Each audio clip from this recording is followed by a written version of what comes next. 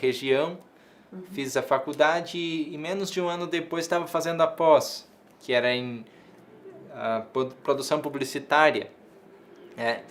Agora estou fazendo outra pós pelo CBI of Miami, que é internacional, em transtornos do espectro autista. Sabe o que eu acho mais interessante? Uma pessoa com autismo fazer uma faculdade de comunicação e querer estudar e aprimorar o conhecimento sobre educação. Fantástico isso, Marcos, muito legal. Aí voltando assim, se colocar de novo sobre o trabalho, aí de repente a gente se viu meio sem saída.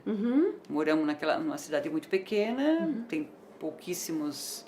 vamos colocar ele como cota? Não, a gente não aceitava isso. Caramba, mas ele tem... Vai daí deixar ele, por conta dele. não, mas daí a gente foi conversando com ele o seguinte: filho, o que tu sai bem? E quem sabe tu escreve um livro? Legal. Tá, verdade, um livro, eu já tenho um pronto aqui dentro. Você tinha um Isso, dentro da sua cabeça? Agora tenho 5. Dentro da sua cabeça? Dentro dele. Ai, que máximo, Tá, queria ser assim também. Ele vai folheando e escrever, agora só um parênteses, né? Escrever para mim é como ler um livro que já está aqui dentro. Legal. Aí eu vou lendo o livro e faz aqui. Então, de repente... E passa pro papel, né? A gente viu que ele estava trabalhando em casa. Porque ele estava escrevendo um livro, ele fez o canal no YouTube. Maravilha. E agora, filho? Daí, de repente, a minha irmã convidou para... Marcos, tu não vai na minha escola, falar um pouquinho sobre bullying? Estão sofrendo muito de bullying na escola. E tu sofreu também, tu pode, de repente, dar uma chamada. Aí ele começou. Opa, você saiu bem pra caramba. E assim começou a carreira de palestrante também. Então, muito assim, bom. A gente achou dentro da nossa casa alguma coisa que trouxesse autonomia para ele. E que pudesse, onde ele pudesse desempenhar, em algo que ele pudesse desempenhar os talentos que ele tem, porque ele tem pôr em muitos. prática. Exato. Lembrando, e é muito importante a gente fazer essa observação, uma pessoa com autismo, porque vendo assim, a gente pensa assim, nossa, que bom, então meu filho pode ficar assim. Ele pode, mas lembra, eles trabalharam 8 horas todos os dias intensivamente para o Marcos ficar como ele está. Não adianta você falar, vai dar tudo certo com meu filho, um dia ele vai ficar como o Marcos, dando um pouquinho só de estímulo, que é muito difícil, muito mais difícil disso acontecer. E para fechar esse nosso papo legal, eu quero te fazer uma pergunta, Marcos. Quero saber, você é feliz? Sim, eu sou muito feliz. E eu encontro as coisas que eu gosto de fazer, percebo que elas têm resultado, que elas modificam em alguma parte a vida das pessoas. Eu começo a escrever livros e começo a lembrar de histórias, faço correção deles, tudo. E isso me faz feliz, porque são tarefas produtivas e ao mesmo tempo legais de serem desempenhadas, né? Bacanas de serem desempenhadas. Isso é que me faz mais feliz, e saber que eu atinjo tanta gente, né? Sim, eu atinjo, pode ter certeza. Lá no meu canal são mais de 45 mil inscritos. Não que eu esteja contando números, mas imagina, 45 mil pessoas.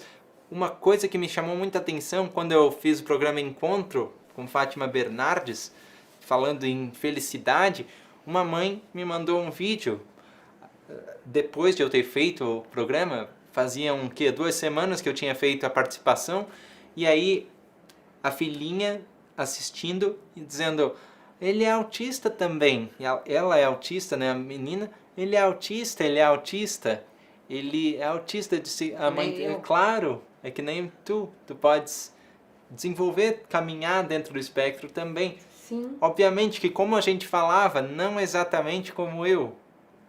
Outros talentos talvez, outros focos talvez, mas a vivência pode ser a mesma, pode ser autônoma. Isso me faz feliz. Perfeito. Ter essa esperança acesa, né? Dá lá vamos pôr em contexto essa parte. Boa ideia. Eu sempre gosto de falar de contexto, né? Trazer para o concreto, né? Porque tem Mas deixa eu colocar a história, posso colocar um pouquinho da história do violão, como começou? Pode. Então, o Marcos cantava aí desde 6 anos de idade. Dublo. Isso, 6 anos de idade. Vai fazendo Marcos, que eu faço as ações, assim, como aqueles teatros de antigamente. Quando ele começou a falar, ele começou a cantar. Porque a gente fez a sonoterapia nele. Tá. A gente mandava música noite adentro. Tá. Tocava na fita cassete, botava o relógio a despertar e ela virar fita cassete. É mesmo? Então ele ouvia toda noite, noites adentro, músicas. E quando ele começou Uau! a falar, ele cantava música em inglês já e música em português inteiras, de cor. E a gente colocou ele então na escolinha de música em Vidal Ramos. Uau, que pais são esses? E aí ele, de repente, quando ele chegou, o Mano ficou adolescente, o Mano não quis mais acompanhar ele para tocar violão. Aí como falar isso para o Marcos? Filho, agora tu vai ter que diminuir as tuas participações, porque lá foi uma forma que a gente achou de incluir. Entendi. Tu leva qualquer coisa que dava, que tinha música, a gente corria. Marcos canta bem, ele pode cantar uma música? E quando aí a gente foi falar para ele, ó filho, agora vai ter que diminuir porque teu irmão não quer mais tocar. E nós tivemos que respeitar o Bruno também, Claro, estava na adolescência. claro. Aí ele veio para nós assim, não, então eu vou aprender a tocar violão. Aí a gente ficou muito preocupado, mas como, filho, com teus dedos tudo duro, né? Mas como dizer isso para ele? Sem coordenação. Sem coordenação nenhuma ele tinha, motora. E como a gente tinha trabalhado a sonoterapia, falado tantas vezes para ele que ele consegue tudo que ele queria, como dizer agora que ele não conseguia tocar violão? Mas vamos deixar ele ir e ele vai chegar à conclusão que ele não vai aprender. Muito pelo E daí contrário. chegou, Ficou um talento a nisso também. primeira aula dele, ele chegou em casa tocando o dó. E eu nunca vou esquecer que ele chegou com a mão direita, ele colocava, Marcos, como é que tu fazia isso? Você usava essa mão para ajudar? Para ajudar a botar o dó, para fazer E apertando, E né? Pra apertando fazer ainda, certeza sabe? que não ia escapar aqui. Né? Daí Uau. tocava. Imagina o dia inteiro disso tocar. sem dó nenhuma do pai e da mãe. E aí, isso uma semana. Na próxima semana, o próximo acorde que se aprende, que é aqui, né? Aprende, botava a mão de novo. É, aqui, né? Eu fazia assim ainda. Bem assim. Tadinho. Porque me doía, na verdade, o dedo. Porque a estrutura aqui da corda é bem rígida, né? E é um estímulo que dá alguma ruptura, né? E aí eu entrava em crise. Às vezes, quando botava o dedo aqui, doía demais, eu largava de mão. Só que aí eu fui fazendo esses exercícios e fui sentindo, né, ele aos poucos e... E daí a gente descobriu que o que podia desenvolver, ajudar era a catação. Entendi. E aí nós fomos para a rua com o pet, Uau. sentávamos lá fora, Marcos, para te desenvolver, já que tu quer aprender mesmo, todo dia tu vai ter que catar, encher o pet de catação. Aí ele vinha com o petzinho, ó mãe, vamos? Ou então, pai, vamos? Aí a gente sentava lá fora e fazia catação com ele. Enquanto que não enchesse o pet, ele não parava. Uau. Pedrinha de brita e fazia. Com todos os dedinhos botava a pedrinha. Uau, uau. E ele gostava do barulhinho que caía lá ainda, né? Entendi. E agora o bichinho canta e toca. E toca muito. E daí Perfeito. Excelente. Foi melhorando. Dá uma palhinha Pode pra dar uma gente. palhinha. Eu vou fazer então a música que se chama O Hino do Autista.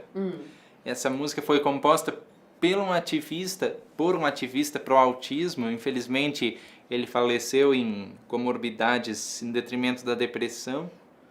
É uma pena que a gente tenha o perdido, mas o legado de Ronaldo Cruz, que compôs a canção, ele sempre vai ficar. E ela é